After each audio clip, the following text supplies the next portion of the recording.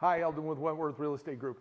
So I kind of wanted to go back to where we can talk about, different things in the home, whether it's pools, HVAC, electrical.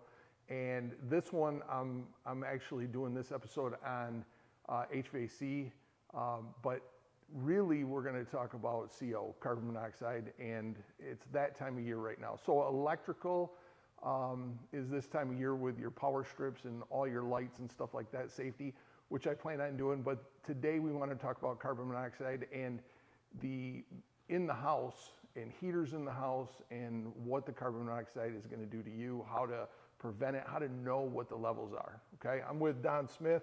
Don, Davison Home Services. Don, tell me about yourself. I know you a little bit. I've been doing HVAC for 20 years, in and out of the Flint and Detroit area, all over the state of Michigan.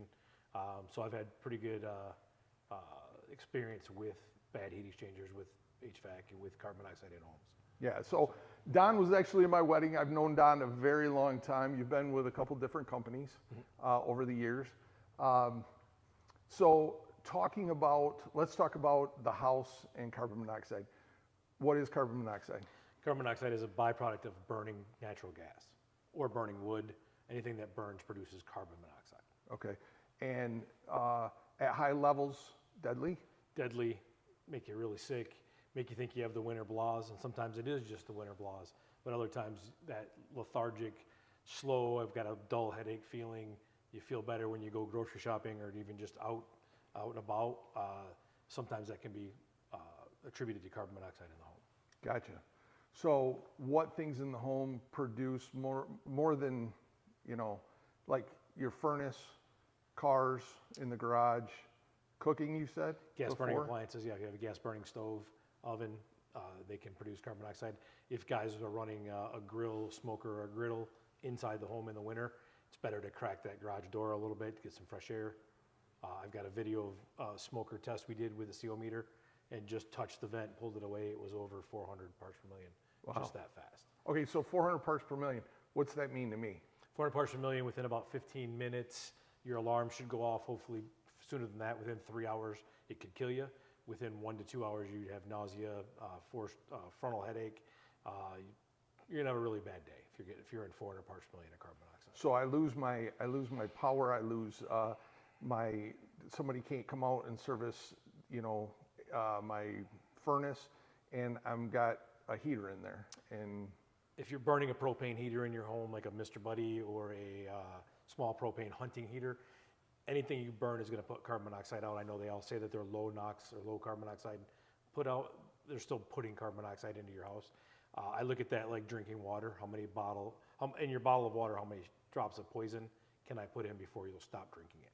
Right. So by burning carbon monoxide or by burning a fuel in your house that doesn't vent properly, you're forcibly putting poison into your air.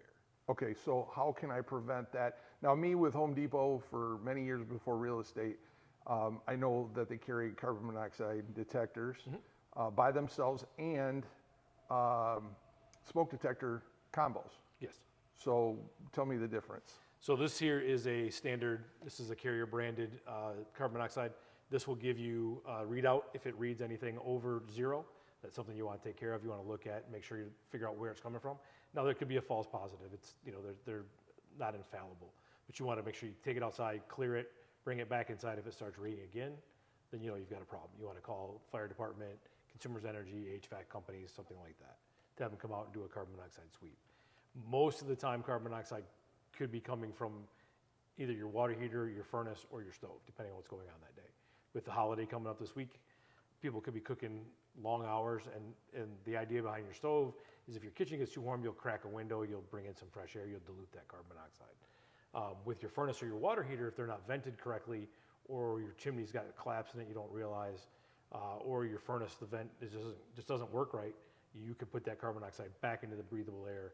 And in your basement or in your heat exchanger or your home, in your ductwork, that's tied to every room in your home. It's a highway system to every room in your home. So you could forcibly put carbon monoxide into every room. So like sleeping at night and things like that. At night, yeah. When you breathe deeper, your heart slows down. You're more relaxed, so that you can breathe in more carbon monoxide at night.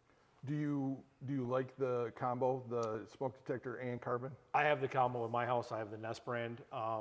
With that, you get the audible voice. It tells you that you have carbon monoxide, not just beeps at you and you're wondering what beep. Does that mean I got a dead battery? Does that mean I've got a problem? Does that mean it's at the end of life for the unit? Now, I got pets when I'm not at home. I think you told me before when we were talking about this, goes to your phone too? Yes, it would alert my phone there's carbon monoxide. If you have carbon monoxide detectors, you should have one per floor of living. So I have one in my basement, one on my main floor.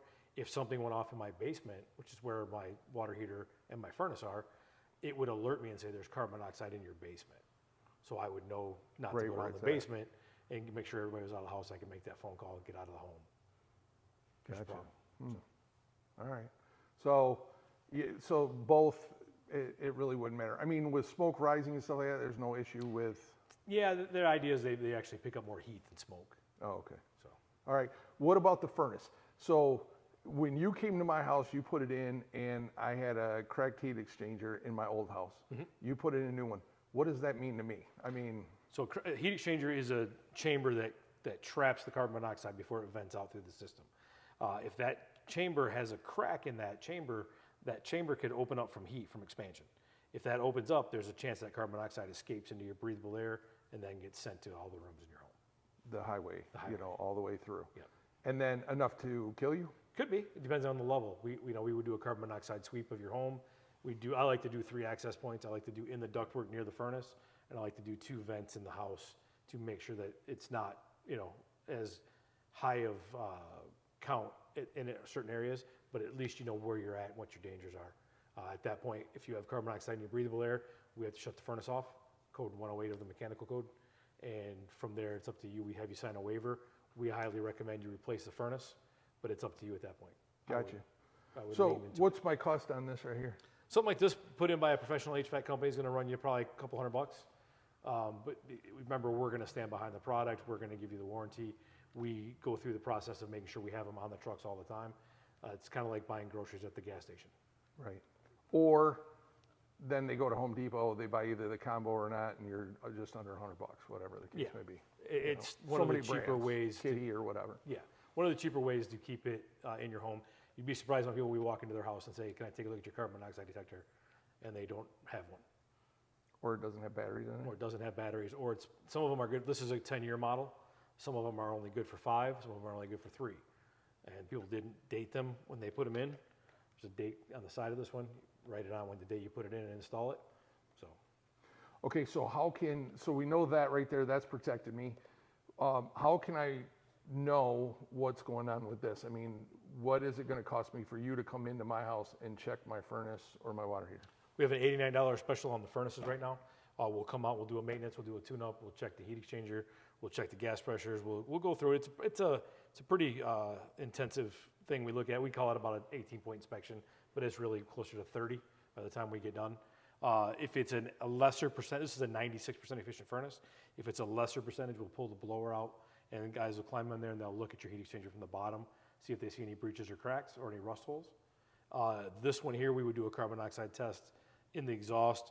We would also check to make sure the flames are the right color. When the fan comes on, the flames don't change color, which indicates there's a break, because when that fan's blowing across the heat exchanger, it shouldn't affect those flames. If it's affecting those flames, that's air getting forced into the heat exchanger through a breach. Wow. So So less than $100, peace of mind, peace of mind. know that it's happening. So no headaches, no crying, let's hope. If there's anything that's wrong with it, we'll give you a bunch of options. You get to decide what those options are, and we even have some that are up to 5 years with warranty. Awesome. Well, hey, I hope you got a lot out of this. I mean, it took a lot for me because, when I had called you, it wasn't even about the furnace when he came over. My old house, he came in to check out a problem I had with it and then found out that the heat exchanger.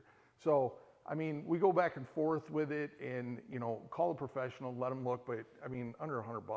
I mean, Absolutely. to know that, and in this time of the year. So, and then what about, while we're here, let's talk about if you're doing the maintenance, what's the key to furnace filter? As far as? This time of year, changing it. Depends on which furnace filter you have. Like I have a 5-inch in mine, so I change mine at the beginning of the season, change it twice a year. If you have a 1-inch filter, you should be changing it at least every 30 days of runtime. If you have a bigger filter than that, it's going to be recommended by how much you run your fan. So that's going towards the maintenance, when they come out, they're gonna tell you and look at all that stuff. Yeah, most new furnaces, your idea is to run the fan constantly. You don't just run it when the fan comes on or the furnace comes on and off. You want that air to keep traveling throughout the house to keep the house more even. Got you. So. How do they get a hold of you if they wanted to call you guys out? Google Davison Home Services. We have 2 locations, one here in Davison and one in Troy. We'd be happy to come out and take a look at it for you. Awesome. Well, hey, I appreciate it, buddy. Anytime, sir. Appreciate it. You guys need anything, I'm gonna put everything below in the comments here, and I really appreciate you, and we'll talk to you later.